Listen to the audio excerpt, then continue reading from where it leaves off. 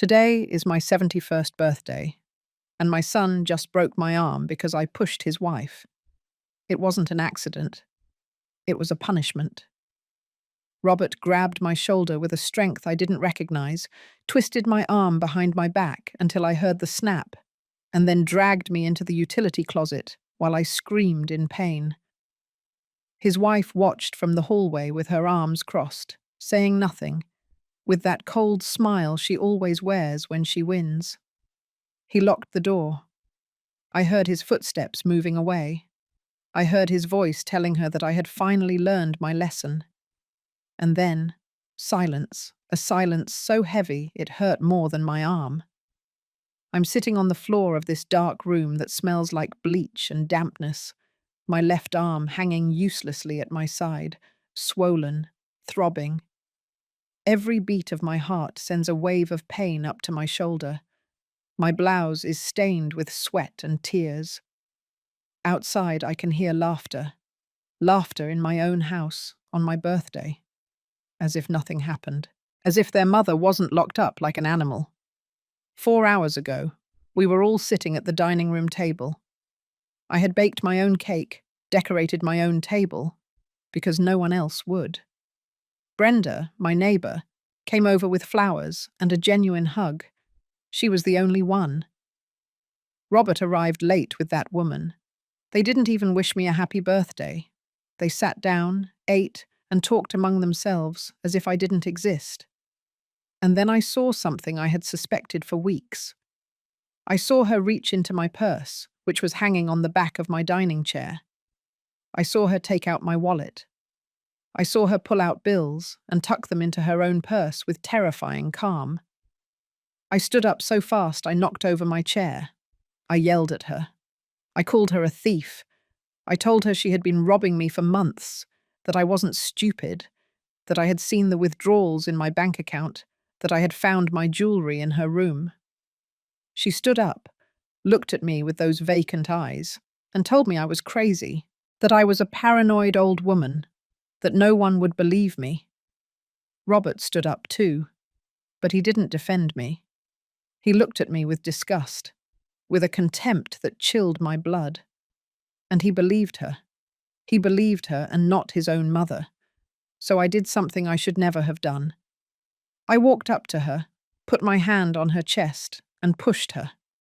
It wasn't hard. I barely moved her. But she dropped backward as if I had hit her with all my strength, tripped over the chair, and fell to the floor, screaming. It was theatre. Pure theatre. But Robert didn't see it that way. Robert saw his mother assaulting his wife. And then he came toward me with a fury I had never seen in his eyes. He grabbed my arm. I tried to pull away. I told him he was hurting me. I begged him. But he tightened his grip and began twisting my arm behind my back. I felt the bone resist. I felt something inside me break. And then came the pain. A white, blinding pain that made me scream until I ran out of breath. He dragged me down the hall while I cried, while I begged him to stop. Brenda yelled from the doorway that she would call the police. But Robert didn't stop. He shoved me in here, into this windowless room, and shut the door. I heard the key turn. I heard his voice on the other side, calm, cold, saying the words I will never forget. Learn your place, Mum. You don't call the shots in this house anymore. I do. And if you ever touch my wife again, it will be much worse for you. I pounded on the door with my good hand. I screamed for him to let me out, that I needed a doctor, that I was dying from the pain. He didn't answer. He just left. And I stayed here, slumped against the wall, cradling my broken arm, feeling the swelling grow, feeling my fingers go numb. I don't know how much time has passed. It could be an hour. It could be 3. It's hard to tell in the darkness. The pain has changed. It's no longer sharp. Now it's deep, constant, like an animal gnawing on me from the inside. I think about how I got here. I think about the woman I was 30 years ago. when Robert was a boy and I worked double shifts at the textile mill so he wouldn't want for anything. I think about the nights I spent awake sewing other people's uniforms to pay for his private school. I think about how I sold the few pieces of my mother's jewelry I had to buy him his first computer. I gave everything. Everything. And now I'm here, locked up like a dog, with my arm broken by his hand. But then I remember something. I remember that this morning, before they arrived, I put my cell phone in the secret pocket of my apron. That old apron I use for cooking, the one with an inner pocket I sewed myself years ago. My trembling hand reaches into the pocket, and there it is. The phone. Small, scraped, with the screen half broken, but there. I take it out carefully, using only my right hand because my left no longer responds. The screen light blinds me for a moment in the darkness. I have signal. I have battery. I could call the police. I could call Brenda. I could call an ambulance. But I don't. Because right now, with my arms shattered, with my heart broken, with my dignity trampled, I don't want help. I want justice. And I know exactly who to call. I search my contacts for a name I haven't dialed in 15 years. A name I kept all this time without knowing why. Richard Harris, my lawyer. But not just any lawyer. Richard is the man who helped me when my husband died, and his family vultures tried to take everything from me. He's the man who fought for every cent, every property, every right I was entitled to. He's the man who told me 15 years ago, Mary, if you ever need someone to make a problem disappear, you call me, no matter how much time has passed. My fingers tremble over the screen. I dial the number. It rings once, twice. On the third tone, he answers. His voice is exactly as I remembered. Deep, calm, with that tone of a man who has seen too much. Mary, he says, without asking how I am, with no surprise in his voice, as if he had been waiting for this call for 15 years. Richard, I say to him, and my voice sounds broken, small, but firm. I need you to come. My son broke my arm. He has me locked up. He and his wife are stealing everything from me. And I don't want to forgive anymore. I don't want to be the good mother anymore. I want them to pay for every single thing they did to me. There's a silence on the other end. Then I hear him take a deep breath. Give me the address, he says. And Mary, I want you to listen to me carefully. Don't let those ingrates leave without paying. For everything. I hang up the phone. I stay sitting on the dark floor, cradling my broken arm, feeling something inside me shift. I am no longer the pleading mother.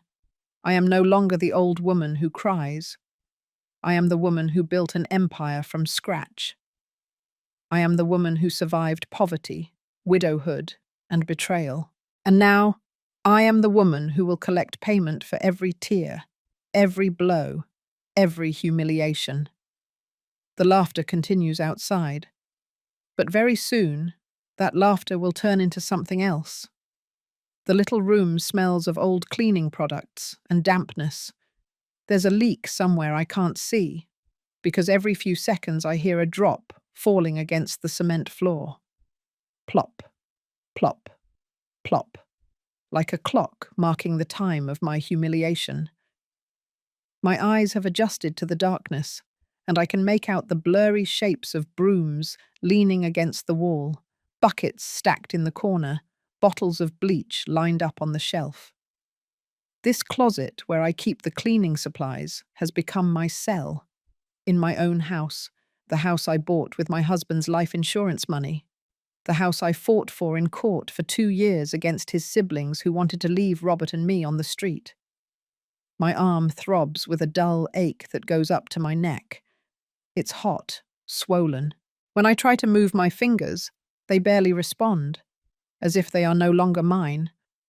I know it's broken. I know I need a doctor. But more than that, I need Richard to arrive. I need him to see what they did to me. I need witnesses to this injustice before Robert invents some story, before that woman completely poisons his mind. I lean against the cold wall, trying to find a position where the pain is more bearable. There is none. Every movement sends waves of agony through my body. I close my eyes and try to breathe slowly, as I was taught in those senior yoga classes I used to go to before she came into our lives, before everything changed. I think about the signs. All those little signs I saw and ignored because I didn't want to believe what they were telling me.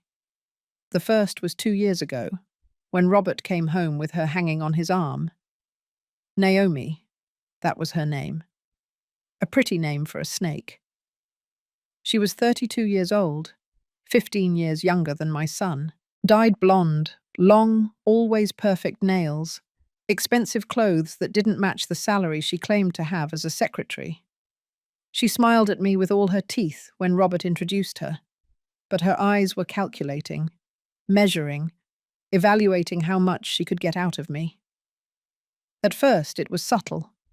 Comments about how big the house was for just one person. Questions about my finances that she disguised as concern. "Mary," she'd say, "are you sure you can maintain this house alone? The property taxes must be super expensive. Robert and I could help if we moved in with you." I told her I didn't need help, that I managed my affairs perfectly fine. But Robert insisted. He told me it was for the best. That way he could take care of me now that I was older. Older. As if 70 years meant I couldn't think for myself anymore. They moved in a year and a half ago.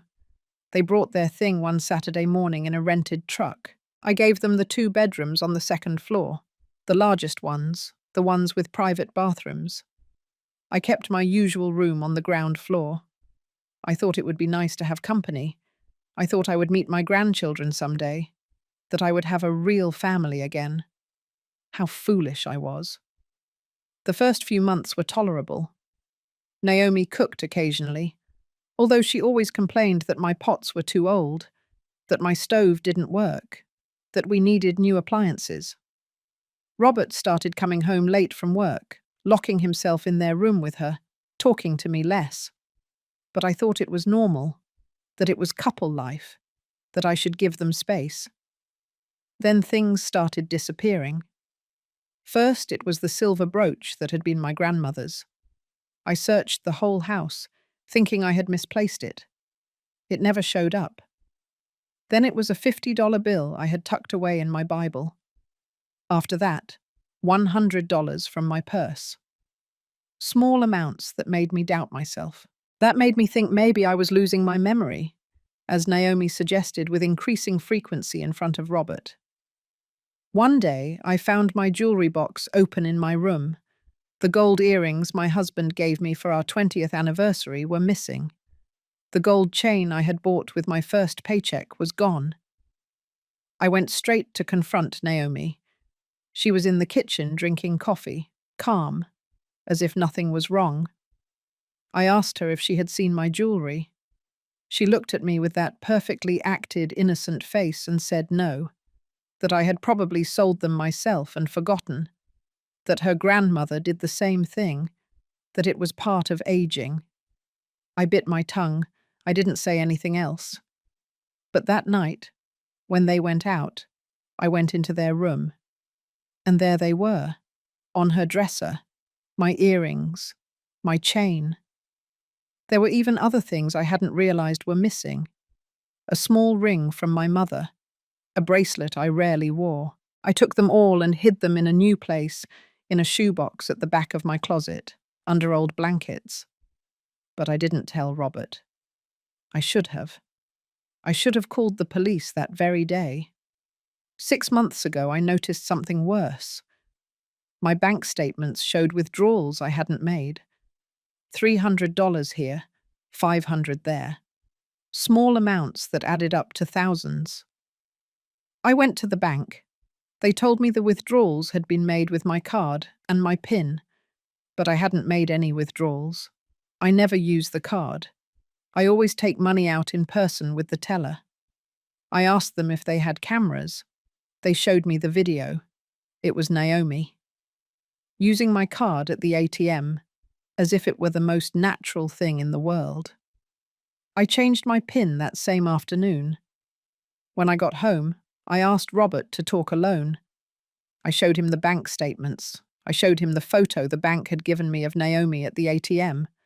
I told him his wife was robbing me.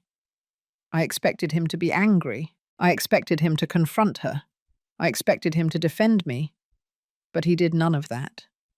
He stood up, snatched the papers from my hands, tore them into pieces, and told me I was crazy, that Naomi would never do that, that I had probably given her the card and forgotten, that I should stop making things up to cause problems in their marriage.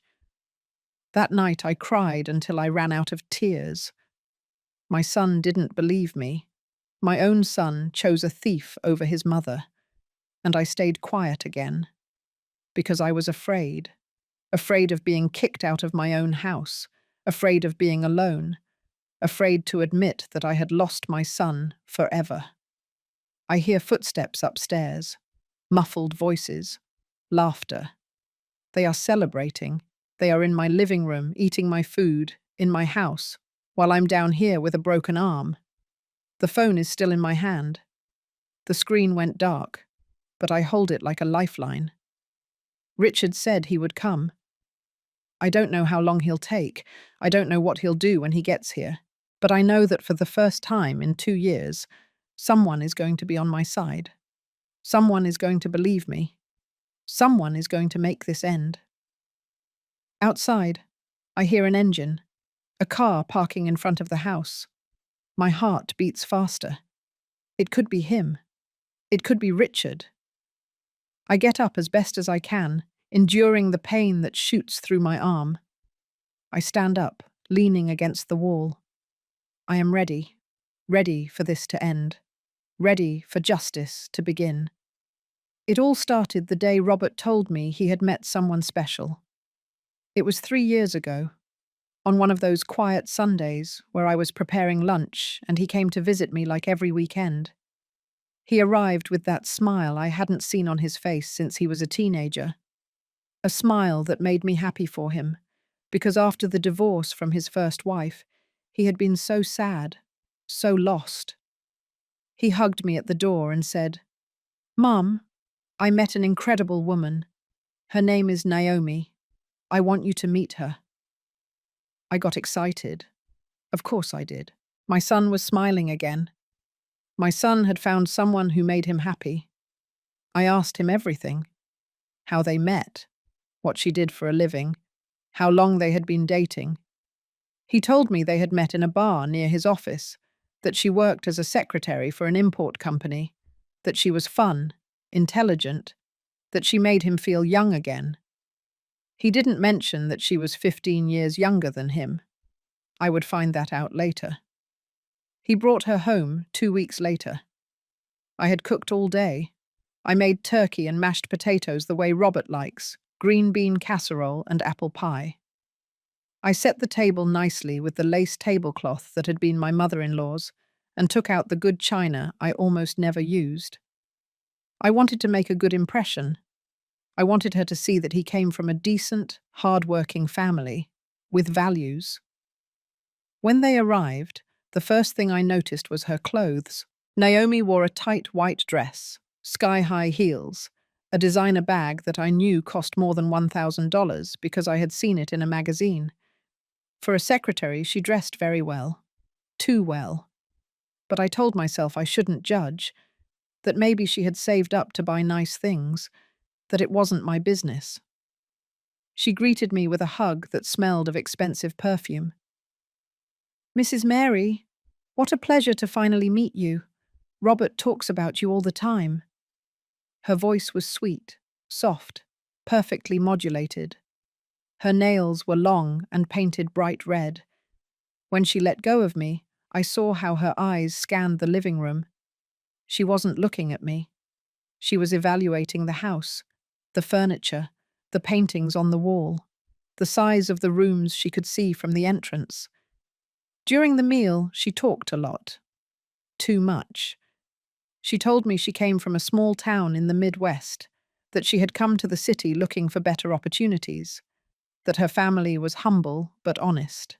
Everything sounded rehearsed, like a speech she had practiced in front of the mirror. Robert looked at her, infatuated, hanging on her every word, nodding like a lovesick fool. I tried to ask questions. I asked her about her job, about her future plans, about what she was looking for in a relationship. Her answers were vague, general, full of cliches. After eating, while I was clearing the table, I heard Naomi tell Robert in a low voice, "Your mum lives alone in this huge house. She must be very lonely. And it's dangerous for a woman her age to live without company. Anything could happen to her." Robert replied with something I couldn't hear, but the tone was worried. She was planting seeds. From the very first day, she was planting the seeds of what would come later. The visits became more frequent. Robert started bringing her every weekend. They always arrived empty-handed. She never brought a bottle of wine or a dessert. Nothing. But I cooked for them anyway. I welcomed them with open arms because I wanted my son to be happy. I wanted to believe this woman was good for him. Naomi started making comments about the house, that the walls needed paint, that the furniture was too old, that the garden was neglected. She always said it with a smile, as if she were trying to help, but I felt the poison behind every word. And Robert started repeating those things. "Mom, Naomi is right. You should update the house a bit. I can help you look for painters." I told him I didn't have the money for that the house was fine as it was, but he insisted. One day they arrived unannounced. It was a Tuesday afternoon, and I was in the garden pruning the roses. I heard the doorbell and went to open it with my hands still dirty with soil. It was Robert, and he had Naomi with him.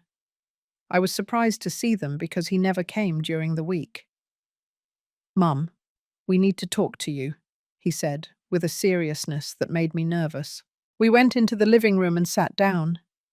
Naomi took Robert's hand, as if looking for support. "Mum," Robert said, "we're getting married." I shouted with happiness. I got up to hug him. I was genuinely excited. I was going to have a daughter-in-law. Maybe I would have grandchildren soon. Maybe I would have a complete family again. How naive I was. How blind I was. But Robert wasn't finished. "And we've been thinking," he continued, looking at Naomi before looking back at me, "that after the wedding, we'd like to move in with you. This house is too big for you alone. We could help you with the expenses, with the maintenance, and you would have company. It would be good for everyone." Something in my stomach twisted. Something told me this was a bad idea. But I looked at my son, saw the hope in his eyes, and I couldn't tell him no. He was my only son, my only family. If this made him happy, I had to accept it. "Of course, son," I said. "This will always be your home. You can move in whenever you want." Naomi smiled. It was a quick, triumphant smile that disappeared from her face so fast I almost thought I had imagined it. But I saw it. I saw how she squeezed Robert's hand. I saw how her eyes shone with something that wasn't love. It was victory. They got married 3 months later in a small wedding that I paid for. Naomi wanted something big, elegant, at a luxury hotel. But Robert asked me to help them out financially because he didn't have enough savings. I took $8,000 from my savings account, money I had been saving for emergencies. I paid for the hall, the food, the photographer, even her dress, which cost $2,000. Naomi chose it without asking me if I could afford it. She just bought it and handed me the bill.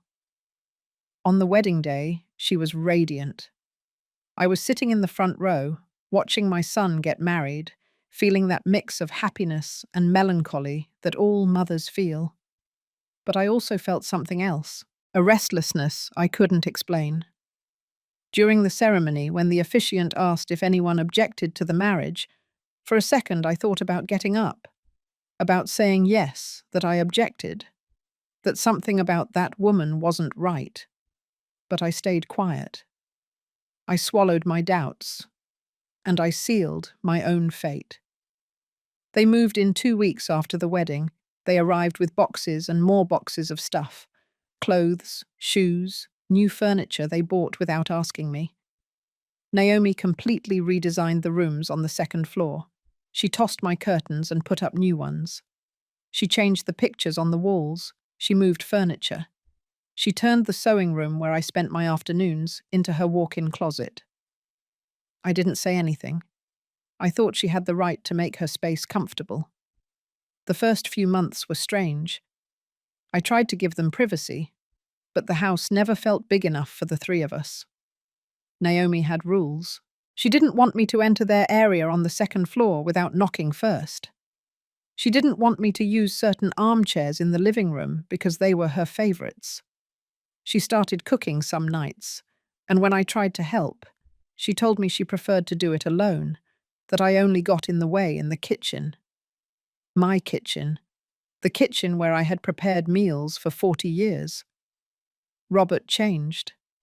Little by little, he stopped being the son I knew. He stopped hugging me when he came home from work. He stopped asking me how my day had been. When I tried to talk to him, he would look at Naomi as if asking permission to answer me. She was always there, between us, like an invisible wall that grew taller every day. And then the thefts began. The first theft I could confirm was my engagement ring. I kept it in a small red velvet box inside the top drawer of my dresser. It was the only thing I had left of my husband, besides the memories. A simple white gold ring with a small diamond that he had bought with 3 months' salary. It wasn't worth a fortune, maybe about $1,500, but to me it was priceless. One morning I went to look for it because I wanted to clean it, make it pretty, remember better times. The box was still there, but it was empty. I searched my whole room, thinking I might have put it somewhere else and forgotten. I checked every drawer, every pocket of my clothes, under the bed, inside my shoes. Nothing. I went upstairs to the second floor and knocked on their bedroom door. Naomi opened it wearing a silk robe that probably cost more than my monthly utility bill. She looked at me annoyed, as if I had interrupted something important. I asked her if she had seen my ring. She said no, with a look of perfect innocence. Then she added, "Mrs. Mary, you know that at your age it's normal to start forgetting where you put things. My grandmother was the same way. You probably put it somewhere and don't remember." Those words, those cursed words that she would repeat over and over again for the following months. Every time something disappeared, every time I complained, she reminded me of my age. She made me feel like I was losing my mind, like I was a senile old woman who couldn't trust her own memory anymore. And the worst thing is that I started to believe her. I started doubting myself. But the thefts continued. 2 weeks later, $300 I had saved in an envelope inside my Bible were missing. Money I was saving to fix the roof leak. I confronted Naomi again. Again, she told me I had probably spent that money and forgotten. "What did I spend it on?" I asked her. "I haven't left the house in days." She shrugged. "I don't know, Mrs. Mary. Maybe you gave it to someone. Maybe you hid it somewhere else. Sometimes older people do those things without realizing it." I went to Robert. I told him about the money. I told him about the ring. I begged him to talk to his wife, that something strange was happening. He sighed as if I were a heavy burden he had to tolerate. "Mum, Naomi isn't stealing from you. She has her own money. She doesn't need yours. You probably lost it and don't want to admit it. You're looking for someone to blame. His words hurt me more than any theft. My own son didn't believe me. My own son treated me like a liar. I decided to be more careful. I started keeping my money in different places, inside old books, in shoe boxes at the back of the closet, in the pocket of coats I no longer wore. But nothing worked. She always found everything. It was as if she had a radar for detecting where I hid my things. I lost another $500, then $200, then $700. In 6 months, she had stolen more than $3,000 in cash. But money wasn't the only thing. My jewelry was disappearing one by one. The pearl earrings my mother gave me before she died. A gold bracelet I had bought with my first paycheck when I started working at the factory. An antique brooch that had belonged to my grandmother. Each piece was a part of my history, of my life. And she was erasing them. One day, I decided to go into her room when they weren't home. I know it was wrong. I know I invaded their privacy. But I couldn't take it anymore. I needed proof. I needed to know I wasn't crazy. I waited until Robert left for work and Naomi went to the salon.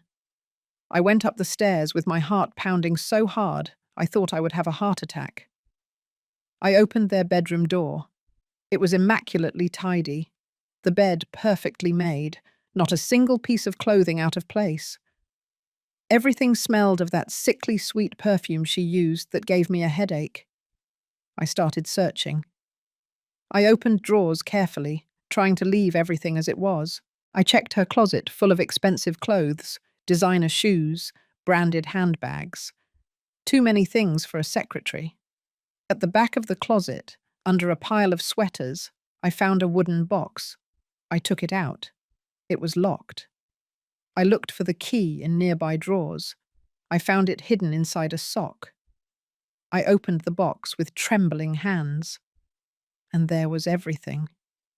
My engagement ring, my mother's earrings, the gold bracelet, my grandmother's brooch, all my jewelry that had disappeared over the last few months.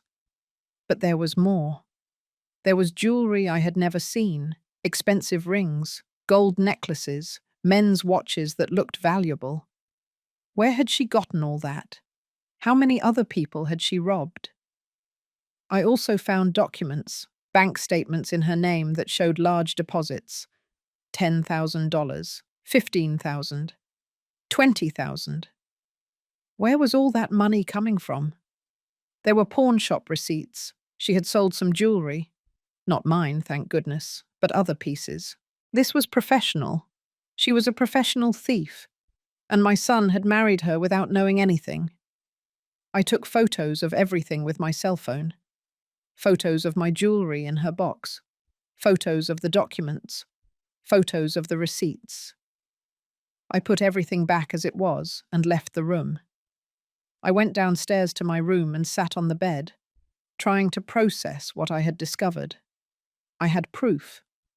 I finally had proof that I wasn't crazy, that she really was stealing from me. When Robert arrived that night, I waited for him in the living room. I showed him the photos on my phone. I explained everything. I told him where I had found my things. I expected him to be angry with her. I expected him to confront her. I expected him to finally believe me. But his reaction was the opposite. He became furious. With me. He yelled at me for daring to enter his room without permission, that I had violated their privacy, that those jewels were probably Naomi's and I just wanted to cause trouble. He snatched the phone from my hands and deleted all the photos in front of me.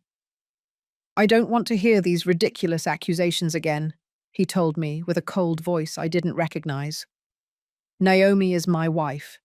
If you keep attacking her, you're going to have to find another place to live." Those words broke my heart. My son was threatening to kick me out of my own house. The house I had bought. The house I had fought for in court. All because I dared to tell the truth about his wife. That night, Naomi didn't come down for dinner. She stayed upstairs in her room.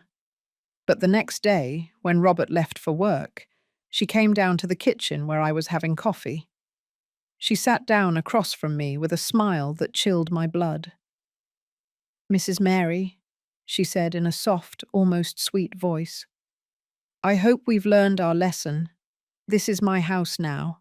Robert is my husband. He believes me, not you. So I suggest you stop inventing stories if you want to keep living under this roof." I didn't answer. I just looked at her. And in that moment, I knew I had lost. That she had won. That my son chose to believe a thief before his own mother.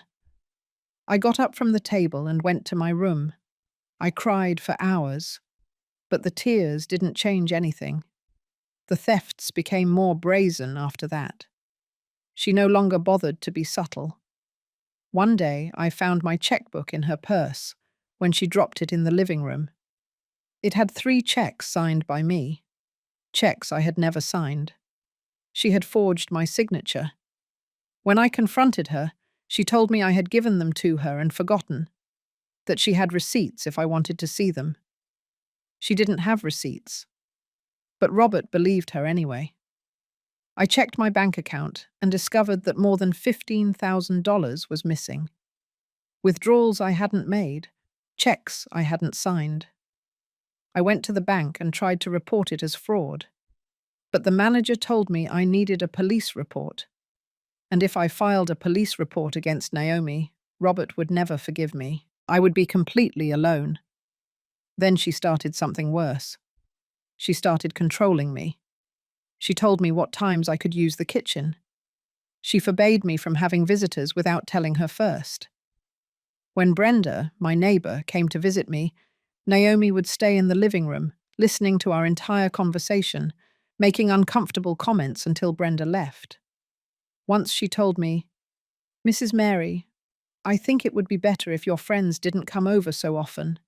It interrupts our family peace." I stopped inviting Brenda. I stopped going out. I stayed in my room most of the day. I felt like a prisoner in my own house. Robert hardly spoke to me anymore. When he came home from work, he went straight upstairs to the 2nd floor. We no longer ate together. I cooked for myself and ate in my room. They ordered takeout and ate upstairs. It was as if I didn't exist. 6 months passed living like this. 6 months where I became a shadow inside my own house. I woke up early, before they did, to use the kitchen without bothering anyone. I made my coffee in silence, ate something quickly, and locked myself in my room for the rest of the day. I would hear their footsteps upstairs, their laughter, their conversation that never included me. It was like living in a hotel where I wasn't welcome. Brenda was still my only contact with the outside world. Sometimes we would meet in the garden when Naomi wasn't watching. Brenda would bring me cookies, tell me neighborhood gossip, try to cheer me up. But I saw the worry in her eyes.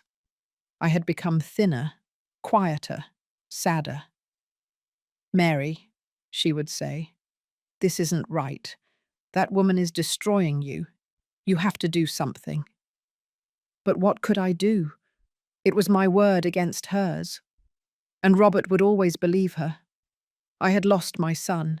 I had lost him completely. The boy I raised, the one I fed, the one I protected all his childhood, no longer existed. In his place was a man who saw me as a problem, as an obstacle, as something he needed to get rid of.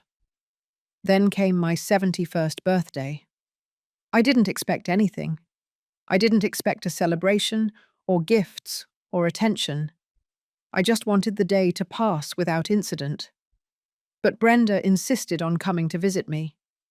She arrived at 2 o'clock in the afternoon with a bouquet of flowers from her garden and a tight hug. "Happy birthday, friend," she said, with so much affection that my eyes welled up with tears.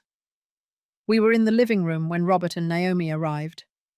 I was surprised to see them because it was early, barely 3 in the afternoon, and Robert never left work so early. Naomi brought a bag from an expensive bakery. She took out a small, almost ridiculous cake with one candle in the center. "Happy birthday, mother-in-law," she said, with that fake smile I knew so well. Robert didn't even hug me. He just said, "Happy birthday, Mum," without looking me in the eye. I blew out the candle because Brenda was there, and I didn't want to make a scene. We cut the cake. Brenda tried to make conversation, but the atmosphere was tense. Naomi kept looking at her phone, bored. Robert ate his slice of cake in 3 bites and said he had to make some work calls. Brenda stayed a little longer and then left, not without whispering, "Call me if you need me." When Brenda left, the house fell silent. I was picking up the dirty dishes from the living room when I saw something that made my blood boil. I saw Naomi reach into my purse that was hanging on the back of the dining chair. I saw her take out my wallet. I saw her open it and take out several bills as if it were nothing, as if it were the most natural thing in the world, as if that money was hers. Something in me snapped. Something I had been holding back for months, for years, finally exploded. I dropped the plates I was holding. The noise made Naomi turn around. Our eyes met. She didn't look scared. She didn't look guilty. She just looked at me with that contempt that had always been there, beneath the mask of fake kindness. "Thief," I said. My voice sounded strange, as if it came from someone else. "You're a damn thief. I saw you.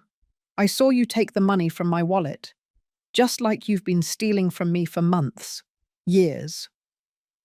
Naomi stood up slowly. She put the bills in her pocket without any shame. "I don't know what you're talking about, Mary. You're seeing things again. You should go to the doctor. I think the dementia is progressing." "I'm not crazy," I yelled. "I saw you. I just chainsaw you and I found my jewelry in your room. I know you've been robbing me. I know what you are." Robert came running down the stairs. "What's going on here? Why are you yelling, Mum?" "Your wife is a thief," I told him, pointing at Naomi. "I just saw her steal money from my wallet, and I found all my jewels that I supposedly lost hidden in her room. She's been stealing from me since she came into this house." Robert looked at Naomi. She put her hands to her face and started to cry. Perfect tears that ran down her cheeks without ruining her makeup. "Robert, I don't know why your mum hates me so much. I've tried to be good to her. I've tried to take care of her. But she's always accusing me of horrible things. I can't take it anymore." "She's lying," I yelled. "Please, Robert. Please believe me. Just check her pocket. The money she just stole from me is right there." Robert walked up to Naomi and put a hand on her shoulder. "Can I see your pocket, honey?" he asked her in a soft voice. Naomi nodded, still crying. She reached into her pocket and pulled out the bills. But when she showed them, she said, "This is my money, Robert. The money I earned this week. Your mum is accusing me of stealing her money, but this is mine. I have the ATM receipt, if you want to see it."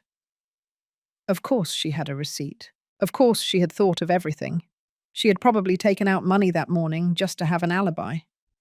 She was so calculating, so cold, so perfect in her malice. Something in me completely shattered. I saw my son believing her again. I saw how he hugged her. I saw how he looked at me with pity and anger, and I couldn't bear it anymore. I walked up to Naomi. I put my hand on her chest, and I pushed her. It wasn't a hard push. I barely moved her, but she took advantage. She let herself fall backward, as if I had hit her with all my strength. She tripped over the chair that was behind her. She fell to the floor, screaming as if I were killing her. "She hit me, Robert. Your mum hit me." She screamed from the floor, clutching her arm as if it were broken. It was all an act, pure theatre. But Robert didn't see it that way. What happened next was so fast, I barely remember it. Robert grabbed my arm, my left arm. He squeezed so hard I felt his fingers sink into my skin. "How dare you hit my wife?" he yelled in my face. His breath smelled of coffee. His eyes were full of rage. "How dare you?" "Robert, let go of me. You're hurting me," I said, trying to free myself. But he squeezed harder. He started twisting my arm behind my back. The pain was unbearable. "Robert, stop. You're going to break my arm." But he didn't stop. He kept twisting my arm with that brutal force I never imagined he would use against me. I heard Brenda's voice from the door. She had come back because she had forgotten her glasses. "Let her go. You're going to hurt her," she yelled. But Robert wasn't listening. He didn't see. He only felt rage. And then I heard the snap. I felt something inside my arm break. The pain shot through me like a white, blinding lightning bolt. I screamed. I screamed so loudly I thought the neighbors would call the police. But no one came. No one except Brenda, who kept yelling from the door. Robert let go of me. He looked at my arm, hanging at an odd angle. I saw fear in his eyes for a second. Only for a second. Then the rage returned. He grabbed my other arm and dragged me down the hall. I cried. I begged him. "Robert, please, I need a doctor. You broke my arm. Please, son, stop." But he kept dragging me to the utility closet. He shoved me inside. I fell to the floor because I couldn't support myself with the broken arm. The pain was so intense that for a moment I thought I would pass out. I heard his voice from outside, cold, harsh, without a trace of the boy I had raised. "Learn your place, Mum. You don't call the shots in this house anymore. I do. And if you ever touch my wife again, it will be much worse for you." He closed the door. I heard the key turn. I heard his footsteps moving away. I heard Brenda yelling that she would call the police. I heard Naomi telling her to leave, that this was a family matter, that Brenda had no business being there. I was left alone in the darkness, with my broken arm, with my heart shattered, with the absolute certainty that I had lost my son forever. But then I remembered the phone I had hidden in the pocket of my apron, and I remembered the name I had kept for 15 years. Richard Harris, the lawyer who had told me that if I ever needed to make a problem disappear, to call him. I took out the phone with the hand that still worked. I dialed the number, and when Richard answered with that deep, calm voice, I told him exactly what I needed. Justice. Vengeance. Restitution. Everything they had taken from me, I would get back. And they would pay. They would pay dearly for every tear, for every theft, for every humiliation, for this broken arm, for everything. Richard arrived exactly 43 minutes after my call. I know it was 43 minutes because I counted every second in that dark closet, clinging to the phone as if it were my only connection to sanity. The pain in my arm had changed. It was no longer that sharp, blinding pain from the beginning. Now it was a deep, pulsating ache that reminded me with every beat that my own son had broken a bone. I heard the doorbell, then voices. Richard's voice was unmistakable, deep and firm, with that tone of a man who does not accept no. "I am Mrs. Mary Aguilar's lawyer. You have 30 seconds to open that door, or I will call the police for kidnapping and assault." There was silence. Then I heard Robert say something I couldn't quite catch. Richard's voice spoke again, harsher. "I am not interested in your version. Open that door now, or this will get very ugly for you." The key turned in the lock. The door opened. The hallway light blinded me for a moment. Richard was there, older than I remembered, his hair completely white now, but with the same imposing presence he always had. Behind him were Robert and Naomi, she with her arms crossed and an expression of annoyance, he with a pale face and clenched fists. Richard knelt beside me. His eyes scanned my swollen arm, the strange angle at which it hung, the tears on my face. "Mary," he said in a soft voice that contrasted with the harsh tone he had used outside, "we are going to get you out of here. We are going to fix this. Everything." He took off his jacket and put it over my shoulders. Then he took out his phone and called an ambulance. "She doesn't need an ambulance," Robert said from the doorway. "This was an accident. She fell. I just—" "Silence," Richard interrupted him without even looking at him. "Do not say one more word. Everything that comes out of your mouth from this moment on can and will be used against you." He looked back at me. "Can you walk?" I nodded. He helped me to my feet. The movement made the pain explode in my arm again, but I bit my lip not to scream. While we waited for the ambulance, Richard took out his phone and started taking pictures. Photos of my arm, photos of the closet where they had locked me up, photos of the key still in the lock from the outside. "Evidence," he told me. "All of this is evidence." Then he looked at Robert and Naomi, who were still in the hallway, watching. "I hope you have a good lawyer. You're going to need one." The ambulance arrived. 2 paramedics came in with a stretcher. They checked my arm carefully, put on a makeshift sling, and gave me something for the pain. As they loaded me onto the stretcher, I saw Brenda at the front door. Her hands were over her mouth, and her eyes were full of tears. "I'm going with you," she told me. Richard nodded. "You're a witness. I need you." At the hospital, they took me straight to X-ray. The doctor, a young man with a worried face, showed me the images. "Mrs. Aguilar, you have a complete fracture of the humerus. It's a serious injury. You're going to need surgery to put in a pin." He explained the procedure, the risks, the recovery time. I was barely listening. I only thought about Robert, about how he had done this to me, about how he had chosen that woman over me. While they were preparing me for surgery, Richard stayed by my side. "Mary, I need you to tell me everything. From the beginning, every theft, every abuse, every threat, everything." And I told him. I told him about the missing jewelry, about the stolen money, about the forged checks, about how they had isolated me, about how they had made me feel crazy.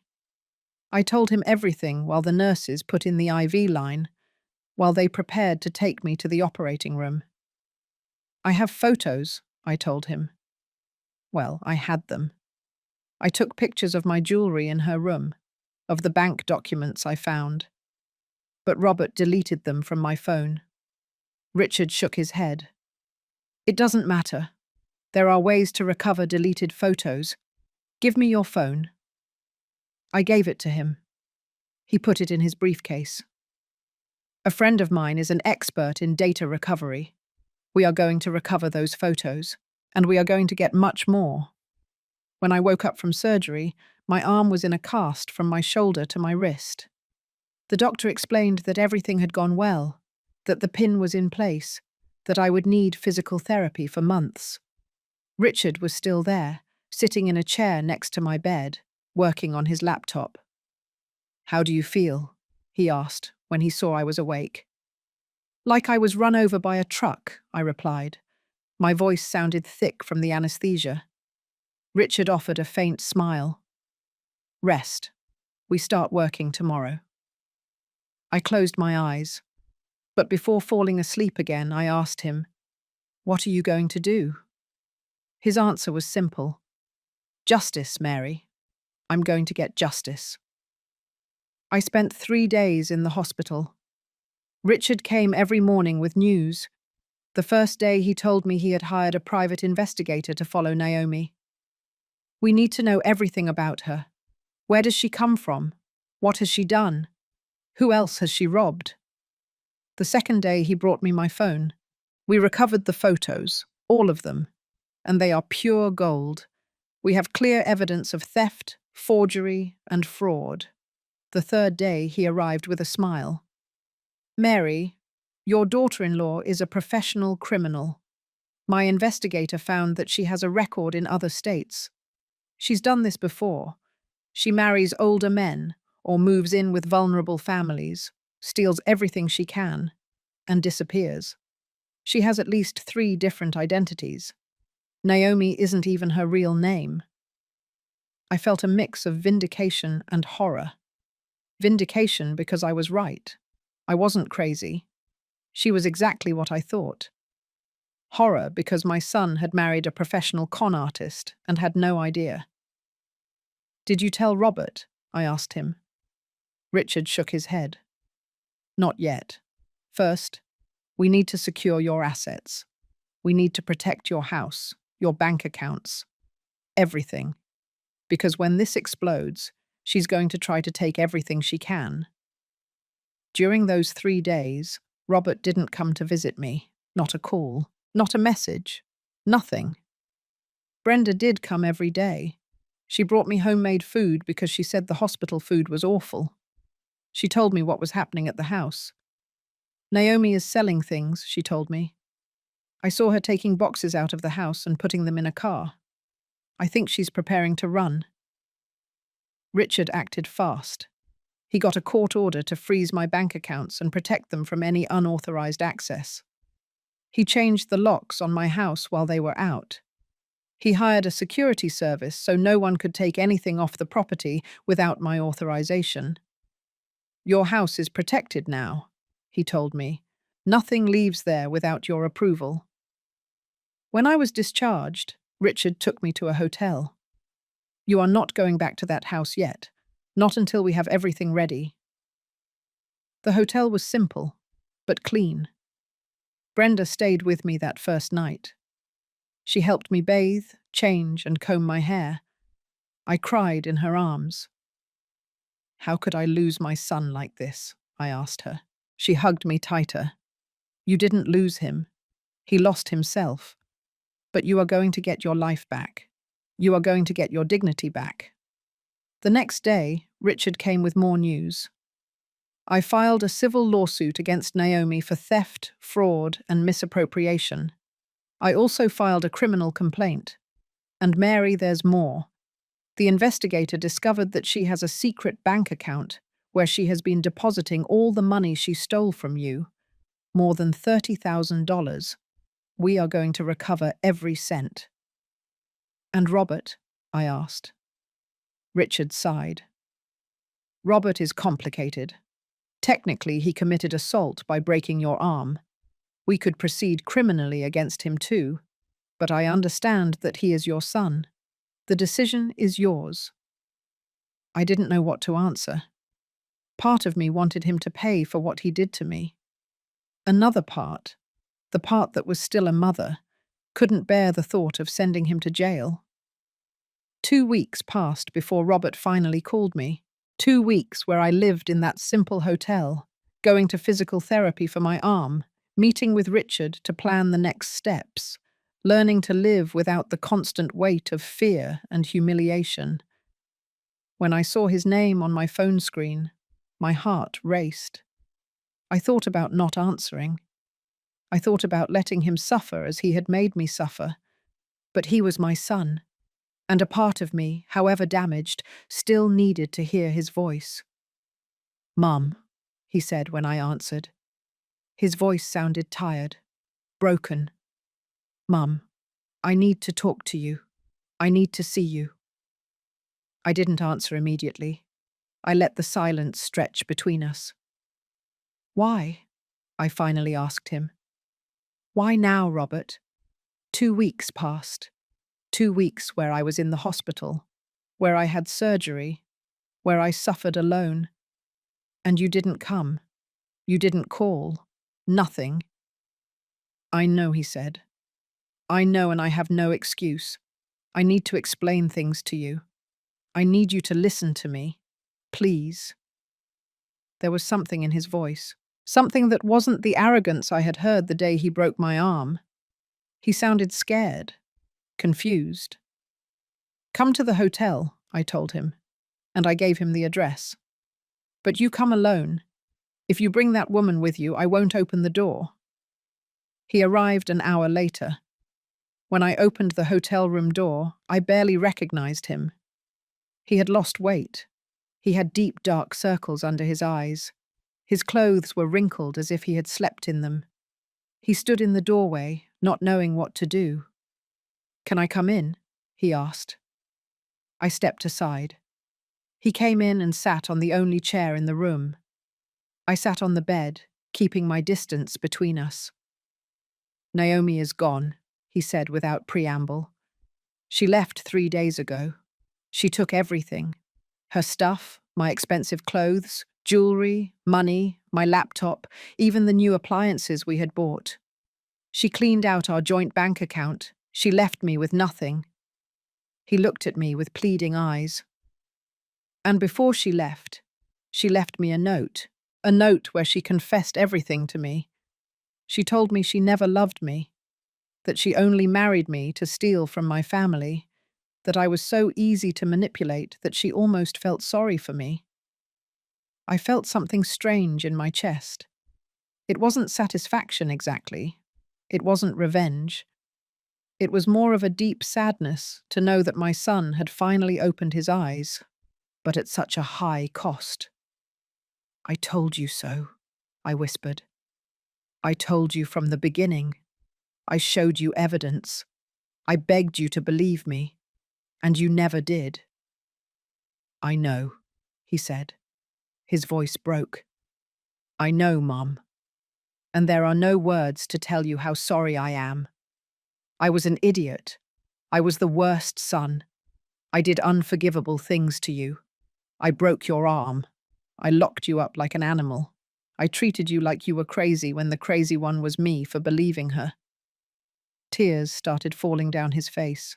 "When I found the note, when I saw that she had taken everything, when I finally realized that you were right about everything, I wanted to die. I wanted to disappear from the shame." "And what do you want me to do now?" I asked him. My voice sounded harsher than I intended. "Do you want me to forgive you? Do you want me to tell you everything is fine?" "It is not fine, Robert. Nothing is fine. You broke my arm. My own son broke my arm because I dared to tell the truth about his wife. Do you have any idea how that feels?" "I can't even imagine," he said. "I can't imagine the pain I caused you. The physical pain and the emotional pain. And I know I have no right to ask for forgiveness. I know you probably hate me, and you have every right to. But I needed to see you. I needed to tell you face to face that you were right, that I'm an imbecile, that I ruined everything." We stayed in silence for a long time. I looked at my son, this shattered man who had been a sweet boy so many years ago, and tried to reconcile the two images. The boy who hugged me when he had nightmares, the man who had locked me in a dark closet. "Richard told me everything," I finally told him. "He told me she's a professional scammer, that she has a record, that she's done this before with other families, that even Naomi isn't her real name." Robert nodded. "They told me when they came to the house with an arrest warrant, but she was already gone, disappeared without a trace." He looked up at me. "Mum, I came here to tell you something else. I came to tell you that I'm going to testify. I'm going to testify about everything I saw, about everything she did. I'm going to help you get back every cent she stole.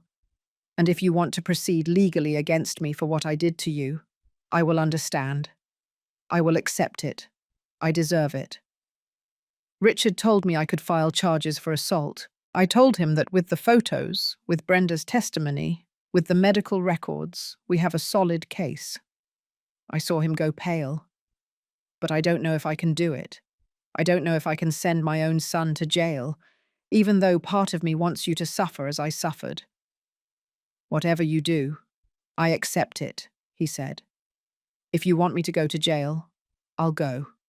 If you want me to never talk to you again, I'll do it. Whatever you decide. Mum, this time, whatever you decide."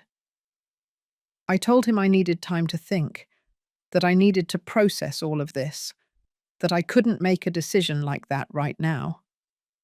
He nodded and got up to leave. But before reaching the door, he turned around. "Mum, one more thing.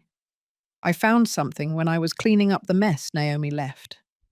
I found documents. Documents that show she didn't just steal from you. She was planning to sell the house. She had forged your signature on property transfer documents. If you hadn't defended yourself that day, if you hadn't pushed her outside, she probably would have left you with nothing in a few months." That information hit me like a punch to the stomach. She didn't just want to rob me. She wanted to completely destroy me. She wanted to leave me on the street, without a house, without money, with nothing.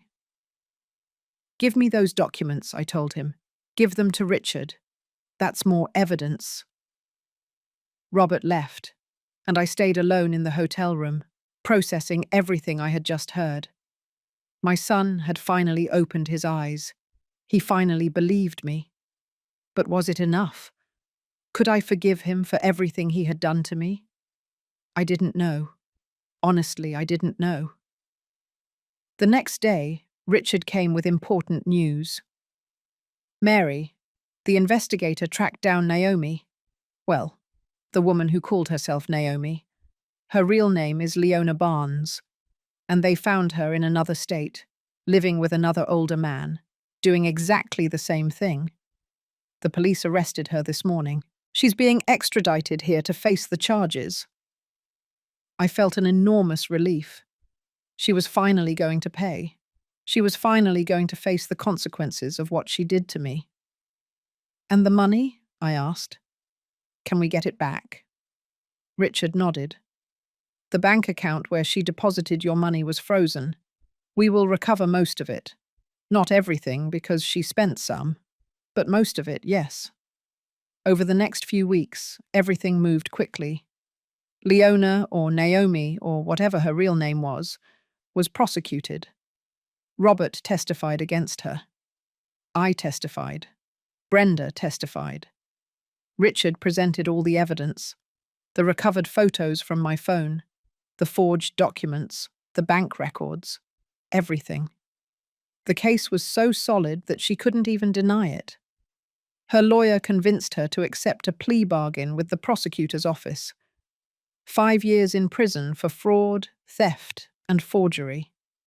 On the day of the sentencing, I was in court. I saw her enter in handcuffs, wearing an orange prison uniform, without makeup, without her perfect nails, without that mask of superiority she always wore. She looked small, ordinary. When the judge read the sentence, 5 years in state prison, she showed no emotion. She just nodded. But as they were taking her out of the courtroom, she looked at me. And in that look, I saw pure hatred. Hatred because I had won, because she hadn't destroyed me, because I was still standing. I recovered $32,000 of my money. It wasn't the almost $40,000 she had stolen, but it was something. Richard helped me secure my house completely. He changed all the documents so that no one could touch my property without my explicit consent before a notary. He put legal locks on all my accounts. He made me sign a clear will specifying exactly what would happen to my assets when I died. But one decision remained pending: what to do with Robert. Richard pressured me to file charges. "Mary, he broke your arm. That's assault. He deserves to pay for it." Brenda agreed. "That man hurt you. He needs to learn that there are consequences." But I still couldn't decide. Robert came to see me every week for 2 months. Every visit was awkward, full of heavy silences and words we didn't know how to say. But he kept coming. He kept showing up with that look of remorse, with the red eyes of someone who doesn't sleep well, with that weight of guilt that was consuming him inside. One afternoon, he brought me all the documents he had found in the room he had shared with that woman.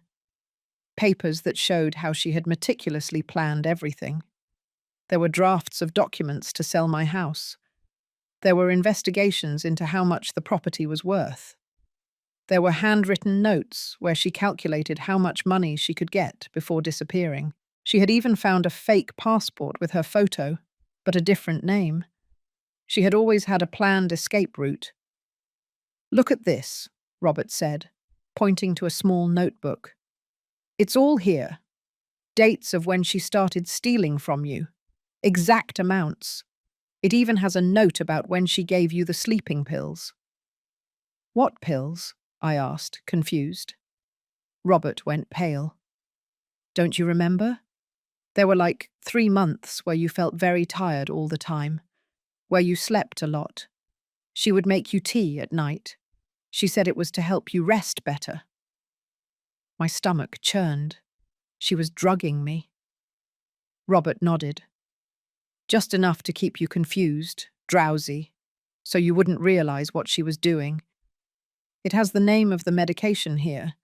It was a mild sedative she bought without a prescription." All my rage returned. She hadn't just stolen from me. She hadn't just isolated me. She had drugged me. She had turned me into a zombie version of myself so she could rob me more easily. "This goes to Richard," I said, taking the notebook. "This is evidence of more crimes. She is going to pay for every single thing she did to me." Richard presented the new evidence to the prosecutor. The notebook was pure gold. It showed premeditation, planning, cruelty. The prosecutor called Leona again and offered her a new plea bargain. 7 years instead of 5, or go to trial where she would probably receive 10. She accepted the 7 years. I was present when she signed the new agreement. I watched her lawyer tell her it was her best option. I watched her clench her jaw, defeated. But while all this was happening, I was still living in that hotel. I still hadn't returned to my house. I couldn't. Every time I thought about going back, I saw the dark closet. I felt the pain in my arm. I heard Robert's voice telling me to learn my place. Brenda visited me often, and one day she said something that made me think.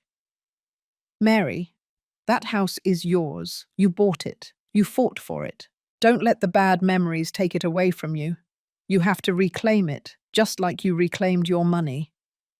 She was right. That house was mine. Every brick, every window, every corner had been paid for with my work, with my effort. I wasn't going to let them take it away from me, not even in my mind.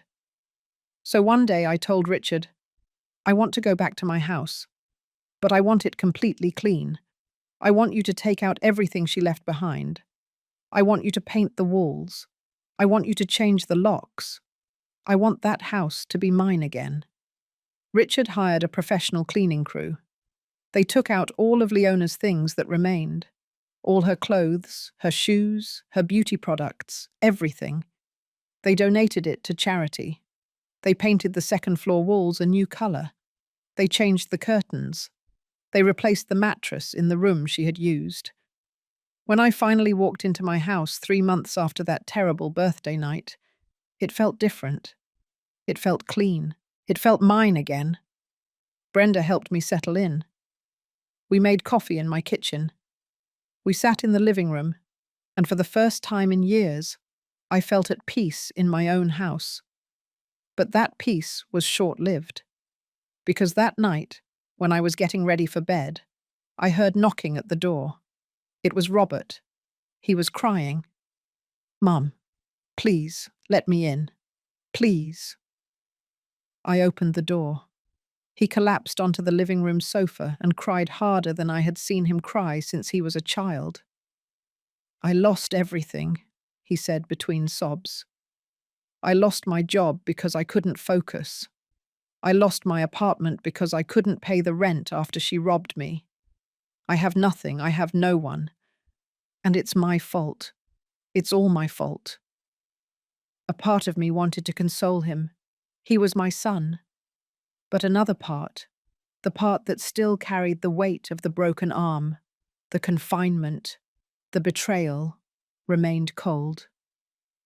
And what do you want me to do? I asked him. Do you want me to tell you it's okay? Do you want me to give you money? Do you want to live here again? No, he said, lifting his tear-stained face. I don't want any of that. I just want you to know that I understand. I understand what I did to you. I understand that I ruined our relationship. I understand that you will probably never forgive me. And I don't blame you. I just wanted you to know. I just wanted you to know that I'm going to live the rest of my life carrying this, with what I did to you. He got up to leave. But something in me moved. Something that had been buried under the pain and the rage. Robert, I called him. He stopped. You hurt me. A lot. But that woman hurt you too. She manipulated you. She used you. She destroyed you. And even though what you did to me is unforgivable, I understand that you were not in your right mind. You were under her control. That's no excuse, he said. I chose to believe her instead of you. I chose to raise my hand against my own mother. That was my decision, my fault. He was right. But it was also true that she had expertly manipulated him. She had played with his insecurities, with his need to feel loved, with his fear of being alone. I am not going to file charges against you, I finally told him. But I'm also not going to forget what happened. I can't. Forgiveness, if it ever comes, is going to take a long time. Years, maybe. I understand, he said. And I accept it. I gave him the number of a therapist Richard had recommended. Go to therapy. Process what happened. Learn from this. And maybe, just maybe, someday we can have something close to a mother-son relationship again. But that day is not today, not tomorrow, not next month. Robert left that night. I stayed in my living room, in my reclaimed house, thinking about everything that had happened. Thinking about the woman I had been before Leona entered our lives, a naive woman who only wanted her son to be happy. And thinking about the woman I had become, a stronger woman, wiser, more cautious. A woman who had learned that sometimes love is not enough, that sometimes you have to protect yourself first, even from your own family. The following months were about rebuilding, not just my house, but my life. I started going out more with Brenda. We would go for coffee, walk in the park, watch movies. I joined a book club at the local library. I met other women my age who had also gone through family betrayals, abuses, and losses. And I realized I wasn't alone. That my story, although painful, wasn't unique. Richard became more than my lawyer. He became a friend. He would come to visit me every 2 weeks to make sure everything was all right. He helped me reorganize my finances so that no one could ever touch them again without my authorization. He taught me to be more careful, more protective of what was mine. One day, 6 months after all the drama, I received a letter. It was from Leona, from prison. I opened it with trembling hands. In the letter, she didn't apologize. She didn't express remorse. Instead, she told me I had been lucky, that others hadn't been so fortunate, that she was good at what she did, and that if it hadn't been for my stubbornness, everything would have gone perfectly. The letter ended with a veiled threat. I'll see you when I get out. I showed the letter to Richard. He read it and shook his head. She's trying to scare you, to keep you afraid. Don't give her that power. But I wasn't afraid anymore. That letter, instead of scaring me, made me realize something important. I had won. She was in prison. I was in my house. She had lost everything. I had recovered my life.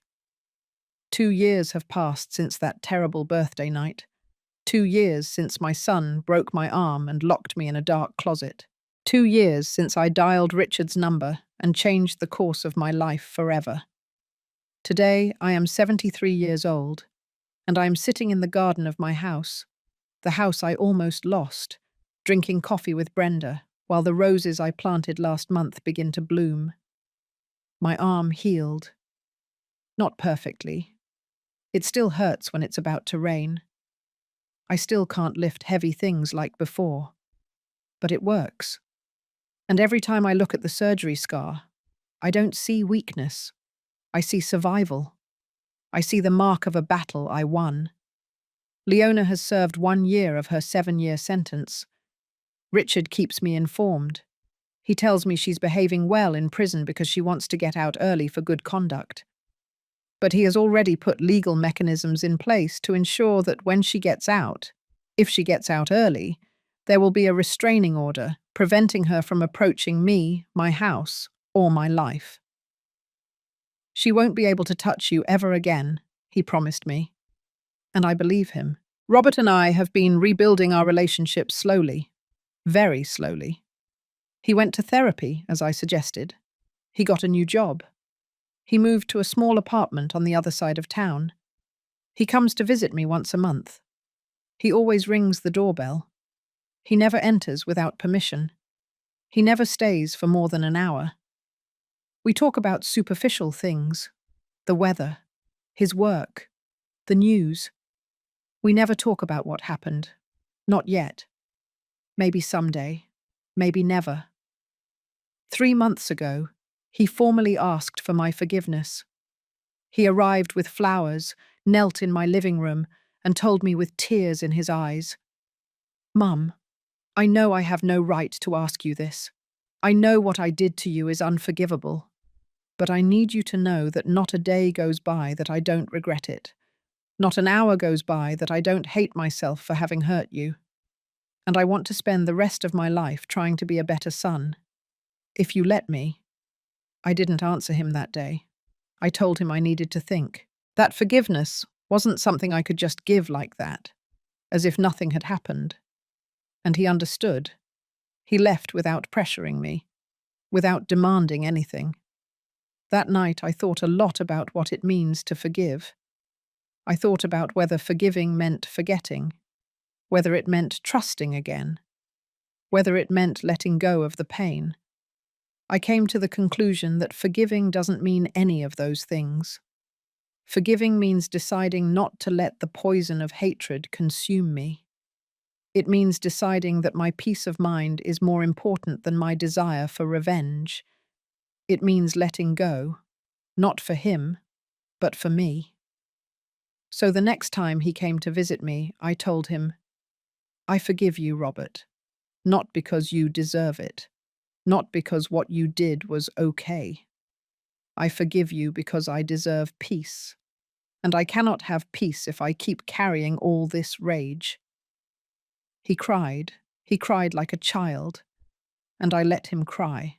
I didn't hug him, I didn't comfort him, I just let him process what I had told him.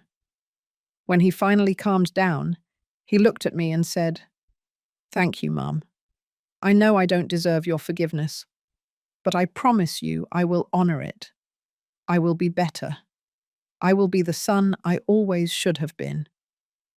I don't know if he will succeed. I don't know if we will ever have the relationship we had before. Probably not. That relationship probably died the day he locked me in that closet. But maybe we can build a new one. One based on respect, on clear boundaries, on honesty. One where I never again have to doubt my own worth. My life now is different. It's quieter, smaller perhaps. But it is mine. Completely mine. No one tells me when I can use my kitchen. No one steals my money. No one makes me feel like I'm losing my mind. Brenda and I see each other almost every day. She has become the sister I never had. We tell each other everything. We laugh together. We cry together. We grow old together. The book club at the library became my favorite space. There I met Irene, a 76-year-old woman who went through something similar with her daughter and son-in-law. We became friends. To share our stories of betrayal, of pain, but also of resilience, of how we got up when the world knocked us down. I also started volunteering at a community center that helps older people who are victims of family abuse. I share my story there. I tell other women who are going through what I went through that they are not alone, that they are not crazy, that they have the right to defend themselves, that they have the right to reclaim their dignity. And I see in their eyes the same pain I felt. But I also see hope. Hope that if I could get out of it, they can too. Richard is still my lawyer, but more than that, he is my friend. He comes to dinner once a month. He always brings wine, and I cook something special. We talk about everything: politics, books, life. He never married. Never. He never had children. He confessed to me once that his job was his family. But lately I see how he looks at me with an affection that goes beyond professional friendship. And I, to my surprise, find myself looking at him the same way. I don't know if anything will happen between us. At our age, things are different. More paused, more meaningful. But I like having that possibility. I like feeling that my life didn't end at 71, that there is still room for new connections, for new joys. The house is beautiful now. I have been transforming it little by little. I changed the furniture on the second floor. I turned one of the bedrooms into a sewing studio. I started sewing again, something I hadn't done for years. I make quilts, tablecloths, clothes for the babies at the local hospital. It keeps me busy. It keeps me creative. It keeps me alive. The utility closet, that place that was my prison, I turned it into something else. I hired a carpenter to make shelves. I filled it with books, plants, and light. I put in a comfortable chair and a reading lamp. Now it is my favorite corner of the house, the place where I read, where I think, where I write in my diary. I transformed the space of my greatest humiliation into the space of my greatest peace. Sometimes I think about everything that happened and wonder if I could have prevented it, if I had been firmer from the start, if I had set clearer boundaries, if I had called the police the first time I discovered a theft. But then I realize that those questions are useless. I can't change the past. I can only learn from it. And I have learned so much. I learned that love does not mean allowing abuse. I learned that being a mother does not mean sacrificing my dignity. I learned that it is okay to set boundaries, even with family. I learned that my peace of mind is worth more than maintaining false appearances. I learned that I am stronger than I thought, that I can survive things I thought would destroy me. I also learned about the power of asking for help. For years, I felt alone. I felt that no one would believe me, that no one would help me. But when I finally dialed Richard's number, when I finally let Brenda fully into my life, I discovered that I was not alone, that there were good people willing to help me. I just had to be brave enough to ask for it. A week ago, I received a call from a social worker at the community center. She told me that a 69-year-old woman had come in looking for help. Her son and daughter-in-law were abusing her. They were robbing her. They had isolated her. She was afraid. The social worker asked me if I could talk to her, if I could share my story. I went to the center that same afternoon. The woman's name was Rebecca. She was sitting in a chair, hunched over, with her eyes red from crying so much. I sat down next to her and took her hand. I went through the same thing, I told her, and I survived. And you will survive too. I told her my story. The whole thing. I didn't omit anything. The theft, the abuse, the broken arm, the confinement, the betrayal. But I also told her the part where I called Richard, where I got my money back, where I got my house back, where I got my life back. When I finished speaking, Rebecca looked at me with eyes full of tears, but also something else. determination. "Can I really get out of this?" she asked me. "Truly," I replied. "It won't be easy. It's going to hurt. It's going to be terrifying. But yes, you can get out of this, and I'm going to help you." Now Rebecca is part of my life. I visit her weekly. I help her navigate the legal system. I accompany her to her lawyer appointments. I remind her every day that she is not alone, that what they are doing to her is not right, that she deserves better. And I see how little by little, like me 2 years ago, she begins to regain her strength, her voice, her dignity. This morning, while watering my roses, I thought about the whole journey, from that frightened, broken woman locked in a dark closet to the woman I am today. A woman who is no longer afraid. A woman who knows her worth. A woman who has turned her pain into purpose. I don't know what the future will bring. I don't know if Robert and I will ever have a true reconciliation. I don't know if Richard and I will become more than friends. I don't know how many more years I have left in this world. But I know this. The years I have left will be mine. They will be lived on my terms, with my dignity intact, with my head held high. And if my story can help one woman, 10 women, 100 women find the strength to defend themselves, to ask for help, to reclaim their lives, then everything I went through will have been worth it. My pain will have become someone else's power. My darkness will have become someone else's light. Because in the end, that's what we, the surviving women, are. We are silent warriors. We are the ones who fall and get back up, the ones who cry and then wipe their tears and move on, the ones who forgive not because we are weak, but because we are strong enough to let go of the poison of hatred, the ones who find beauty even after the most brutal storm. This is my story, the story of Mary Aguilar, the woman who almost lost everything, but who ultimately got it all back, including herself.